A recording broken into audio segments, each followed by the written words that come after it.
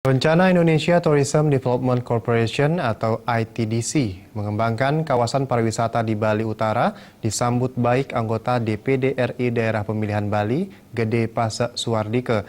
Rencana tersebut menurutnya harus mencerminkan pemerataan pembangunan, bukan sebaliknya memunculkan ketimpangan baru. Rencana ITDC membuka kawasan pariwisata di Bali Utara seluas 600 hektar dinilai langkah baru oleh Gede Pase Suwardike dalam hal pemerataan pembangunan. Dalam prosesnya nanti, dirinya berharap tidak sampai menimbulkan ketimpangan, baik dalam hal pembangunan maupun penyerapan tenaga kerja. Sebelum memulai pembangunan, pemerintah diminta membuat kesepakatan penggunaan tenaga kerja lokal di kawasan tersebut. Gede Pase Suwardike menegaskan, kesepakatan tersebut harus melingkupi tentang pendidikan dan pelatihan tenaga kerja agar sesuai dengan kualitas yang dibutuhkan. Selama ini, dirinya melihat banyak badan usaha yang bergerak di Bali tidak melibatkan tenaga lokal sebagai pekerjanya.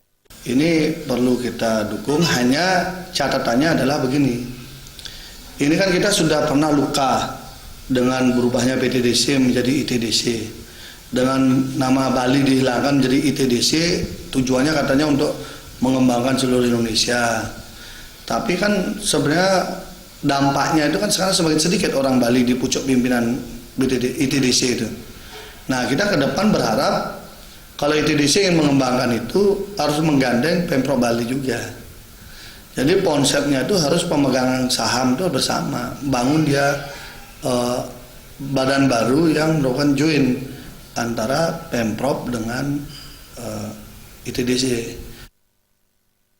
Selain mengomentari tentang rencana pembangunan kawasan pariwisata di kawasan Bali Utara, anggota DPD RI asal Buleleng ini juga mengkritisi tentang perubahan nama BTDC menjadi ITDC. Perubahan nama tersebut menghilangkan ciri khas Bali yang selama ini melekat pada BTDC. ITDC yang selama ini tumbuh dan berkembang di Bali seharusnya menghormati kearifan lokal yang ada di Bali. Trimaja dan Putratna, Bali.